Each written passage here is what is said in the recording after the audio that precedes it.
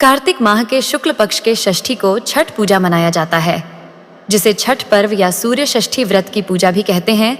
यह एक आस्था का बड़ा पर्व है, जिसकी शुरुआत दीपावली के 6 दिनों बाद की जाती है। धार्मिक मान्यताओं के अनुसार षष्ठी देवी को लोक भाषा में छठ माता कहा जाता है, जो ऋषि कश्यप तथा अदिति की मानस पुत्री हैं। इन्हें देवसेना के नाम से भी जाना जाता है। 4 दिनों तक चलने वाला इस छठ पर्व से राजा प्रिय व्रत की एक पौराणिक कहानी जुड़ी हुई है। इस पौराणिक कहानी के अनुसार छठ व्रत यानी सूर्य षष्ठी व्रत रखकर और विधि विधान के साथ छठी माता की पूजा करने के बाद राजा प्रिय व्रत का मृत हो चुका पुत्र वापस जीवित हो गया था। रामायण और महाभारत में भी छठ पूजा से जुड़ी कहानियां मिलती हैं। छठ पर्व 4 दिनों तक चलने वाला पर्व है। यह नहाए खाए से शुरू होकर खरना, संध्या अर्घ्य, अंत में सूर्य भगवान को प्रातःकालीन अर्घ्य दान के पश्चात इसकी समाप्ति होती है। पुराणों के अनुसार जब ब्रह्मा जी सृष्टि की रचना कर रहे थे, तब उन्होंने अपने आप को 2 भागों में विभाजित कर लिया था। एक भाग पुरुष और दूसरा प्रकृति बना दिया था। इसके बाद प्रकृति ने भी खुद को 6 भागों में विभाजित कर लिया, जिसमें से एक भाग छठी मैया है। इसी तरह छठी मैया देवी माँ का छठा अंश है, जिन्हें प्रकृति की देवी कहा जाता है। बिहार, झारखंड, उत्तर प्रदेश, कोलकाता, मुंबई तथा भारत के हर एक हिस्से में यह प्रमुख तौर पर मनाया जाने वाला महापर्व है। 4 दिनों के इस छठ त्योहार के लिए महीनों पहले से तैयारियां शुरू हो जाती हैं और इस प्रकृति की पूजा के पर्व के रूप में मशहूर छठ पर्व या छठ व्रत में शुद्धता और पवित्रता का बहुत ध्यान रखा जाता है। साथ ही साथ व्रती यानी व्रत रखने वालों को 36 घंटे तक निर्जला रहना होता है, अर्थात बिना पानी के सहना होता है।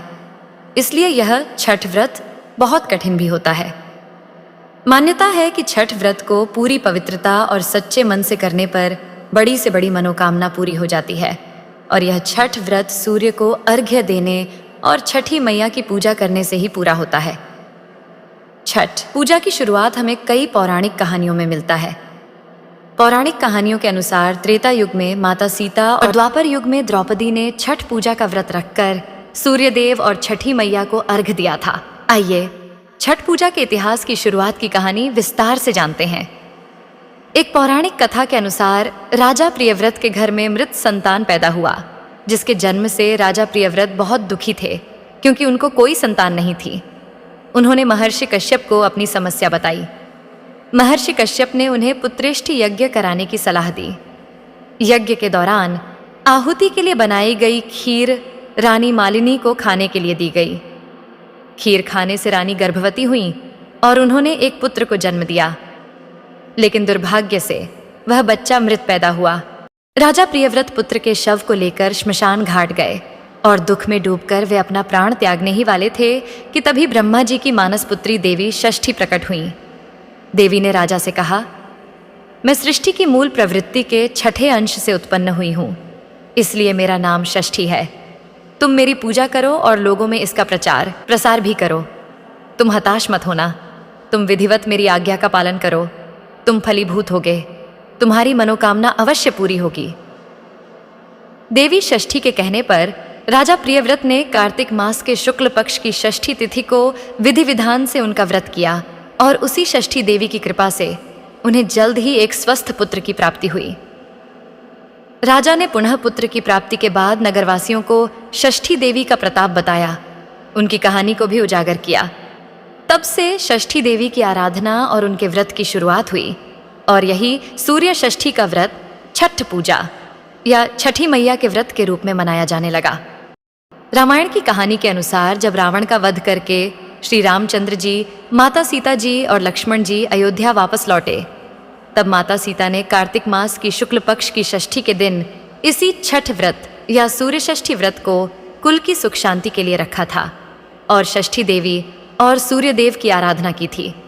इसके अलावा द्वापर युग में द्रौपदी ने भी अपने पतियों की रक्षा और खोया हुआ राजपाट, जो उन्होंने जुए में हारा था, उनको वापस मिल जाने पर द्रौपदी ने षष्ठी माता का यह छठ व्रत रखा था, जिसके पश्चात उनकी मनोकामनाएं पूरी भी हुई थीं। प्राचीन काल की मान्यताओं के अनुसार इस व्रत को करने से व्यक्ति की हर मनोकामनाएं पूरी हो जाती हैं और घर परिवार में खुशहाली भी बनी रहती हैं। लेकिन मुख्य रूप से छठ व्रत माताएं अपनी संतान की लंबी आयु और सुखी जीवन की कामना के लिए भी रखती हैं। दोस्तों, यह पर्व धार्मिक मान्यता अनुसार भारत का प्राचीनतम पर्व या व्रत है। आशा है कि आप सभी इस पौराणिक सूर्य षष्ठी व्रत या छठ पूजा व छठ व्रत के बारे में विस्तृत रूप से जान गए होंगे।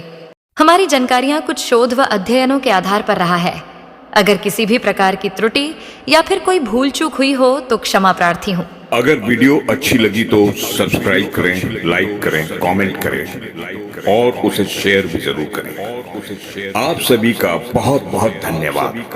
भारत माता की जय। जय भारत, हिंदुस्तान जिंदाबाद, जय महाराष्ट्र, वंदे मातरम, वंदे मातरम, वंदे मातरम, वंदे मातरम।